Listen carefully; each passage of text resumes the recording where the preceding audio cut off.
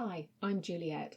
If you want to use different project formatting and don't want to go into the options to change it for all projects going forward, there's a way to do that in Scrivener 3 for Windows.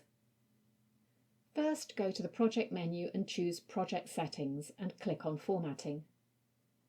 You'll see you have 3 checkboxes that you can select to change the footnote marker, the editor text, and the inline footnote font. I'm just going to change the text. Click the checkbox, click into the text box, and make your changes with the pull-down menus. You'll see this has changed the document I was in,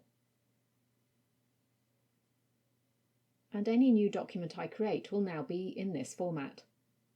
But it doesn't change anything already created. So you need to decide to do this before you actually start writing.